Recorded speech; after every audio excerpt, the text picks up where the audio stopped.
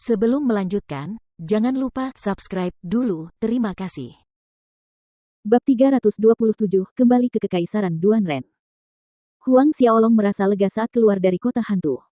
Kekuatannya saat ini sudah cukup untuk menghadapi Zhao Chen, tetapi masih cukup merepotkan jika mereka bertemu satu sama lain untuk saat ini.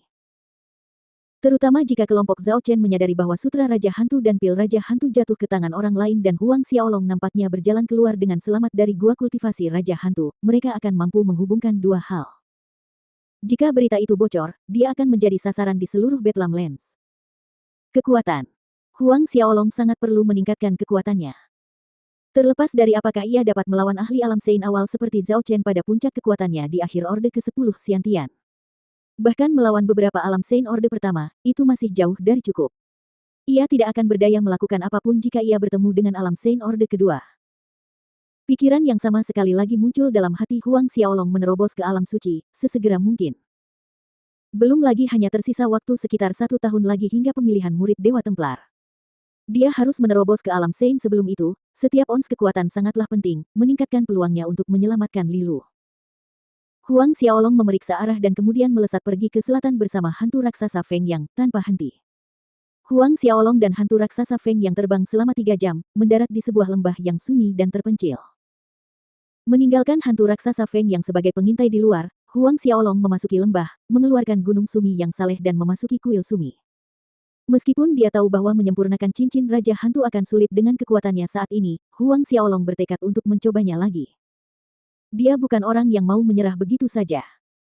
Selama dia bisa menyempurnakan cincin itu dan memperoleh pil Raja Hantu di dalamnya, dia memiliki peluang besar untuk menerobos ke alam Sein dalam beberapa bulan ke depan.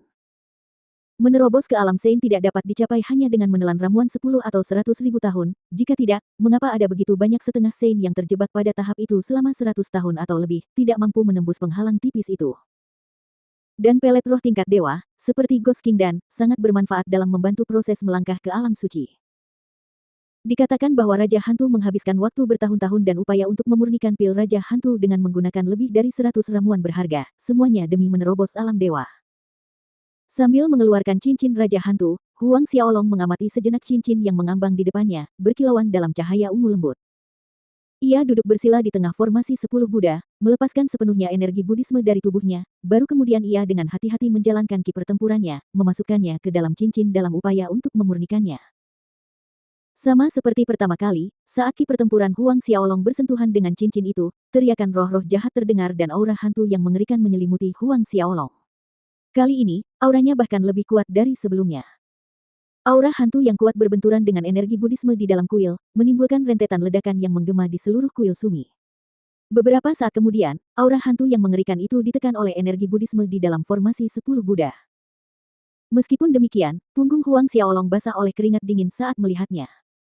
Untungnya, dia sudah bersiap sebelumnya atau hasilnya akan sangat buruk, terutama karena serangan balasan kedua lebih kuat daripada yang pertama.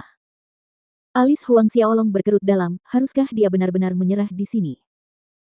Beberapa saat kemudian, Huang Xiaolong menyalurkan api esensi sejati dari dantiannya, membentuk penghalang pelindung di sekujur tubuhnya. Pada saat yang sama, ia memulai formasi 10 Buddha, menggabungkan energi Buddhisme dari formasi susunan dengan energinya sendiri, menciptakan penghalang kekuatan dari energi Buddhisme sebelum memasukkan kembali ki pertempurannya ke dalam cincin Raja Hantu. Hal yang sama terjadi, sama seperti 2 kali sebelumnya. Ketika Huang Xiaolong mengirimkan ki pertempurannya ke dalam ring, larangan di dalam dipicu, aura hantu yang membumbung tinggi keluar dari ring, bertabrakan dengan energi Buddhisme untuk kedua kalinya. Di aula yang luas, terjadi pertarungan antara aura hantu yang bergemuruh dan cahaya Buddha suci. Butuh beberapa waktu sebelum energi Buddhisme berhasil menekan aura hantu, membutuhkan waktu lebih lama dari yang pertama. Proses itu berulang lagi dan lagi hingga pada percobaan kelima Huang Xiaolong untuk memurnikan cincin Raja Hantu, aura hantu di dalamnya tiba-tiba menyerbu keluar bagaikan tsunami yang mengamuk tanpa henti, menghancurkan penghalang kekuatan yang dibangun dari formasi 10 Buddha, melesat lurus ke arah Huang Xiaolong. Saat menabrak perisai api esensi sejati yang menyala di sekitar Huang Xiaolong, perisai itu bereaksi seperti air yang terlalu mendidih, asap hitam memenuhi aula kuil. Bertahan hingga akhir, api esensi sejati nyaris tak berhasil membakar habis semua aura hantu yang ditujukan padanya, tetapi wajah Huang Xiaolong memucat drastis. Meskipun api esensi sejatinya membakar habis semua aura hantu, ia juga menyerap esensi sejati dalam dantiannya secara berlebihan. Memfokuskan pikirannya, Huang Xiaolong mengeksekusi kemampuan roh bela dirinya yang ketiga, pemulihan instan. Cahaya biru berbintik menyebar mulai dari kakinya, mengembalikan warna kemerahan ke wajahnya, tetapi butuh beberapa jam bagi esensi sejati dalam dantiannya untuk pulih. Setelah pulih dari kelelahan esensi sejatinya, Huang Xiaolong menghembuskan ki keruh dari mulutnya. Dia menatap cincin Raja Hantu di depannya dan mendesah tak berdaya. Tampaknya dengan mengandalkan tingkat kekuatannya saat ini, itu tidak cukup untuk memurnikan cincin Raja Hantu, bahkan dengan mempertimbangkan bantuan dari hantu raksasa alam Sein awal Feng Yang, tugas itu memiliki peluang keberhasilan yang sangat rendah. Seberkas cahaya berkelap-kelip saat pikiran-pikiran mengalir cepat di benaknya. Kalau begitu, satu-satunya pilihan adalah melakukan perjalanan kembali ke Kekaisaran Duanren.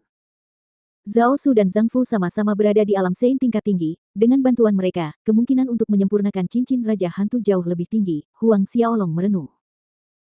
Begitu Huang Xiaolong membuat keputusan, dia keluar dari kuil Sumi dan memanggil hantu raksasa Feng Yang.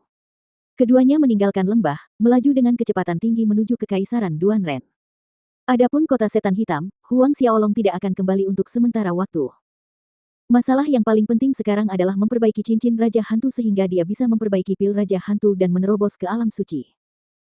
Dengan kecepatan penuh, Huang Xiaolong dan hantu raksasa Feng yang berhasil keluar dari wilayah Ghost Domain dalam waktu 3 hari.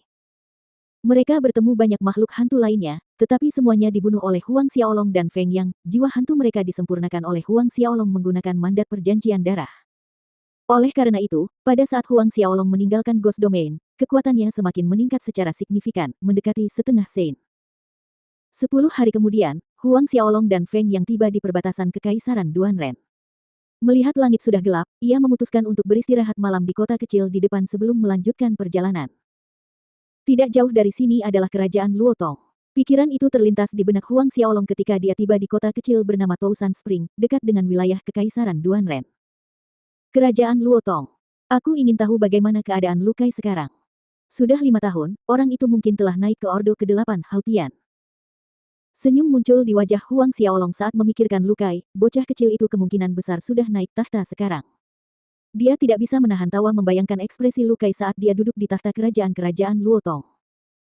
Kerajaan Luotong menyimpan banyak kenangan Huang Xiaolong dalam kehidupan ini. Meskipun Huang Klan Manor sudah tidak ada lagi, di hati Huang Xiaolong, kerajaan Luotong selalu menjadi tempat awalnya, kampung halamannya. Kenangan terbaik masa kecilnya dihabiskan di sana. Pada saat ini, jauh di dalam istana kerajaan Luotong, di sebuah ruang bawah tanah, suara cambuk yang mengenai daging bergema. Hehe, Lu Kai, aku tidak menyangka kau begitu keras kepala dilihat dari penampilanmu yang lembut. Sebuah suara dingin dan menyeramkan berbicara. Petui. Akan tiba saatnya aku mencincangmu anjing tua menjadi beberapa bagian dan memberimu makan babi. Sebuah raungan marah menggema di seluruh ruang bawah tanah, dan itu tidak lain adalah suara Lu Kai.